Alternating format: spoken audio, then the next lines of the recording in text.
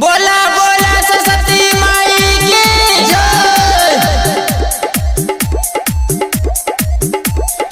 Sharda recording studio Katihar Sameli Chandni Chowk चौरा।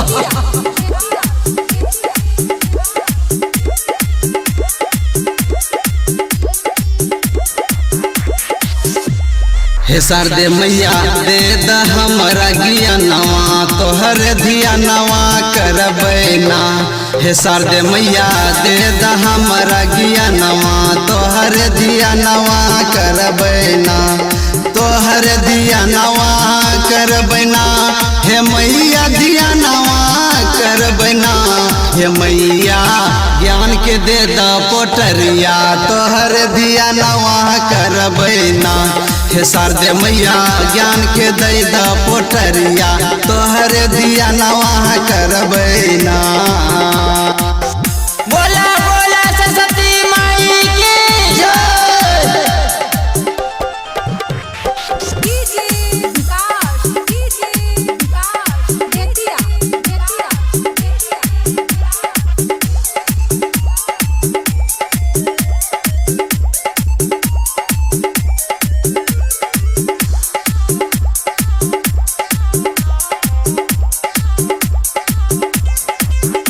Writer DJ लिखे छे गाना शारदे मैया तो करियो नहीं माना। हे शारदे मैया तो करियो नहीं माना।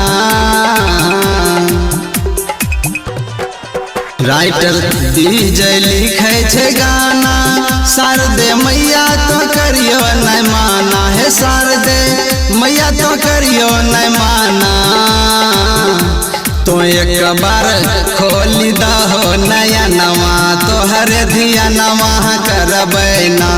हे शारदे मैया ज्ञान के दे द पोटरिया तोहर धियानवा करबैना।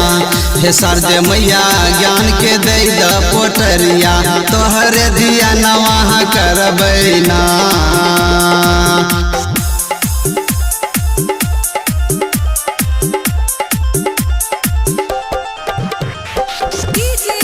शारदा रिकॉर्डिंग स्टूडियो कटिहार समेली चांदनी चौक चौरा।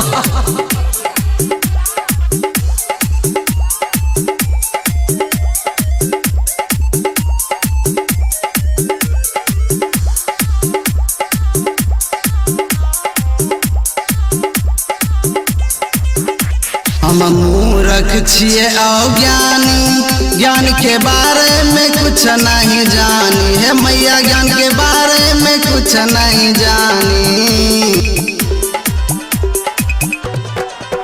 हम मूर्ख छिए अज्ञानी ज्ञान के बारे में कुछ नहीं जानी। हे मैया ज्ञान के बारे में कुछ नहीं जानी। हे मैया ज्ञान के दे द पोटरिया तोहर धियानवा करबैना। हे शारदे मैया खोली दहो नया नवा तोहर धियानवा करबैना। हे शारदे मैया ज्ञान के दे द पोटरिया तोहर धियानवा करबैना।